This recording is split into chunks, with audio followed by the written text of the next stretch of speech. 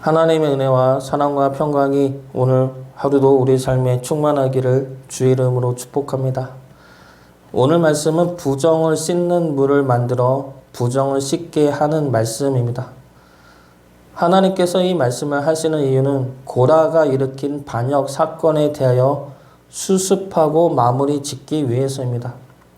16장에서 고라 일당이 당을 지어 모세와 아론에게 대적을 하죠. 옛 고라 일당이 심판을 받아 스올에 빠집니다. 그런데 이 심판을 보고서도 이스라엘 백성들은 회개하지 않고 모세와 아론을 원망하며 그들을 죽이려 합니다. 이에 하나님이 또다시 심판을 하시죠. 연병을 내려서 14,700명이 죽습니다. 이 사건이 일어난 후에 17장부터 하나님은 계속해서 뒷수습을 하고 계십니다. 먼저 17장에서는 아론의 지팡이의 열매를 맺게 하심으로 이스라엘 백성들에게 아론이 내가 택한 대제사장임을 분명히 알게 하십니다. 그리고 나서 18장에서는 아론에게 제사장의 역할을 제대로 할 것을 말씀하십니다.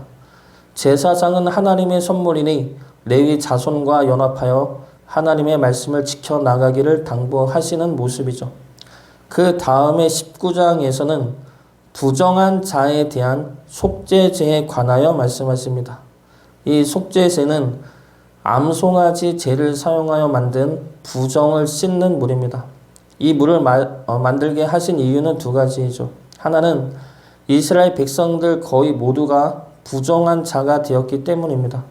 11절 말씀 보겠습니다. 사람의 시체를 만진 자는 이래 동안 부정하리니 시체를 만진 자는 부정한데 연병으로 14,000명 이상이 죽었습니다. 그로 인해 하나님의 심판은 멈추었지만 많은 이들이 시체를 만짐으로 부정하게 된 상태이죠. 그 자들을 깨끗하게 하기 위해서 하나님은 이 말씀을 하고 계시는 겁니다. 이 시체뿐만이 아니라 그리고 이스라엘 모두가 심판을 받아야 하죠. 심판 대상이었습니다. 그러나 아론이 산자와 죽은 자 사이에서 속죄 기도를 함으로 심판을 멈춘 것입니다. 그러므로 이들은 이스라엘 백성들 모두가 다 부정한 자들이고 깨끗함을 입어야 하는 자들입니다. 그렇기 때문에 하나님은 이들 모두를 깨끗게 하기 위하여 오늘 말씀을 하고 계시는 겁니다. 또 하나의 이유는 이들 스스로 회개할 능력이 없기 때문에 암송아지를 준비하고 부정을 씻는 물을 준비하게 한 것입니다. 회개할 능력도 없지만 더 큰 문제는 회개할 생각도 없다는 것입니다. 고라의 반역으로 인해 하나님의 심판이 2번이나 임하죠. 그런데 이스라엘 백성들은 여전히 하나님과 모세와 아론을 원망하고 미워합니다. 이들은 여전히 회개하지도 않고 회개할 생각도 없습니다. 그래서 그들을 대신할 제물을 택하여 그들의 부정함을 씻어주려 하시는 겁니다. 하나님은 우리의 죄를 씻겨주시기를 원하십니다. 하나님이 원하시는 것은 심판이 아니라 구원이고 생명입니다.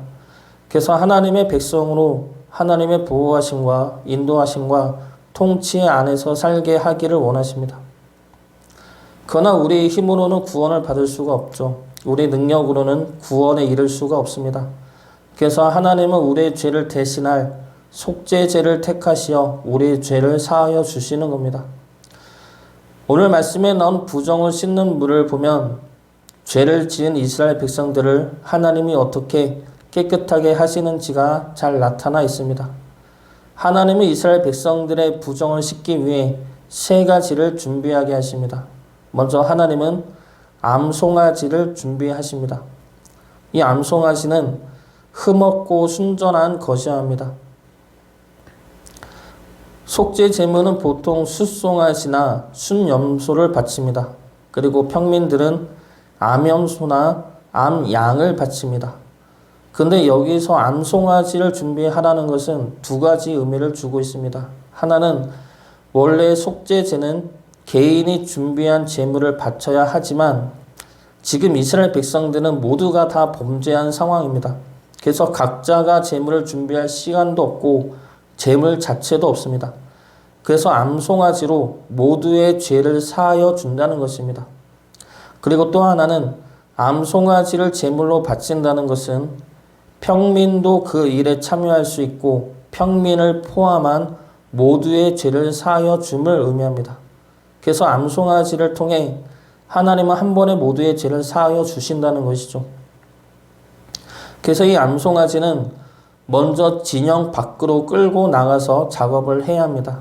그 송아지를 잡고 그 피를 찍어 뿌리고 그 암소의 가죽과 고기와 피와 똥을 불사릅니다. 그때 백향목과 우슬소와 홍색 실도 같이 불태웁니다. 그렇게 해서 제를 만들죠. 흠없고 순전하며 진 밖에서 죽임을 당함으로 모두의 죄를 한 번에 사하여 준 제물. 그게 누구입니까? 바로 예수 그리스도이죠. 히브리서 9장 13절과 14절 말씀입니다. 염소와 황소의 피와 및 암송아지의 죄를 부정한 자에게 뿌려 그 육체를 정결하게 하여 거룩하게 하거든 하물며 영원하신 성령으로 말미암아 흠없는 자기를 하나님께 드린 그리스도의 피가 어찌 너희 양심을 죽은 행실에서 깨끗하게 하고 살아계신 하나님을 섬기게 하지 못하겠느냐. 예수님이 우리의 죄를 대신하는 제물로 바쳐짐으로 우리 모두를 구원에 내셨습니다. 한 번에 구원에 내셨습니다. 그래서 오늘 말씀에 나온 암송아지의 죄는 한 번의 죽음으로 모두를 속죄하게 한 예수님을 예표하는 것입니다. 두 번째로 하나님께서 준비하신 것은 흐르는 물입니다. 이 암송아지의 죄는 흐르는 물과 함께 그릇에 담습니다. 그리고 그 물을 우슬초로 부정한 자에게 뿌리면 정결하게 되는 겁니다. 근데 여기서 보아야 할 것은 흐르는 물과 함께라는 겁니다. 이스라엘이나 광야에서 물은 귀합니다. 물이 없는 땅이 이 광야와 가나안 땅이죠.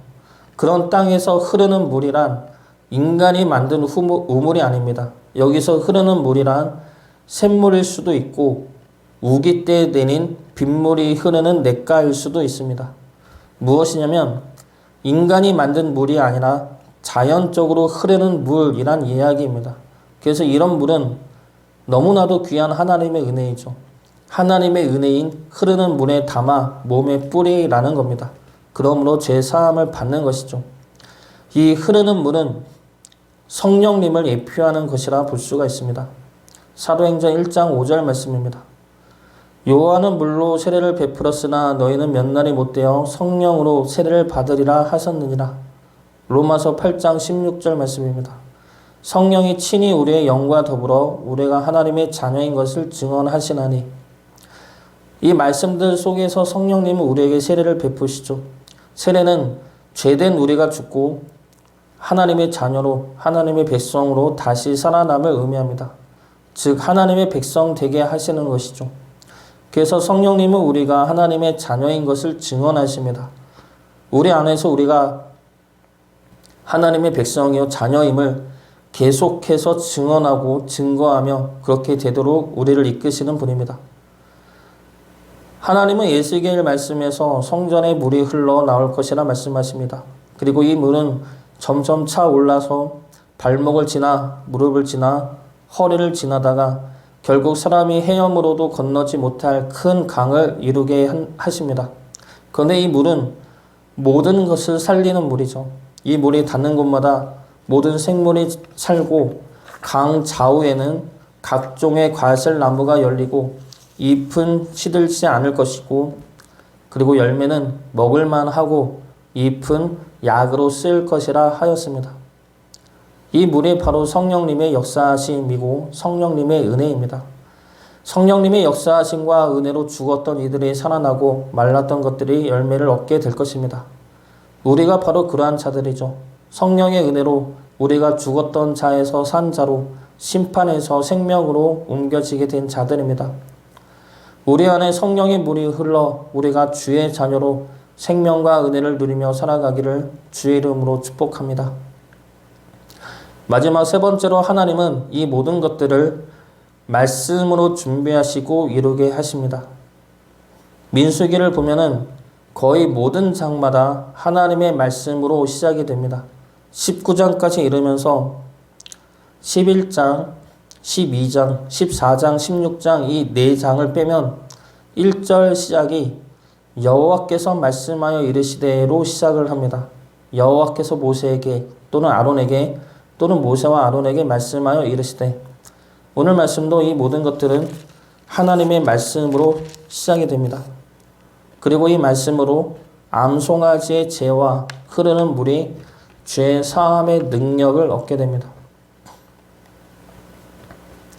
암송아지가 아무리 흠이 없고 순전하다고 해서 그 안에 무슨 신비한 힘이 있겠습니까? 암송아지를 태운 죄가 특별하다고 해봤자 얼마나 특별하겠습니까? 흐르는 물이 귀하다고 해서, 아무리 귀하다고 해서 그냥 물 아닙니까? 그것들 자체로는 죄 사함을 할 수 있는 능력이 없습니다. 그러나 그것들이 어떻게 죄를 사할 수가 있겠습니까? 바로 하나님의 말씀으로 인해 그 힘이 생기는 것입니다. 하나님의 말씀으로 죄 사함이 이루어지는 것이죠. 하나님이 말씀하심으로 그것들로 인해 죄 사함을 받게 되고 깨끗함을 입게 되는 것입니다.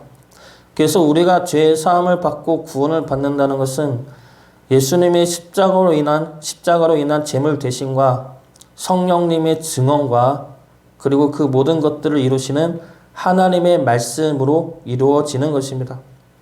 우리가 죄 사함을 받았고 구원을 받았다는 것은 너무나 많이 들었고 알고 있기 때문에 이 구원의 은혜와 죄 사함의 은혜가 덤덤할 때가 있습니다. 그러나 우리는 구원받은 죄인들입니다. 여전한 죄인들이죠. 매일 죄를 안 짓고 사는 이들이 없습니다.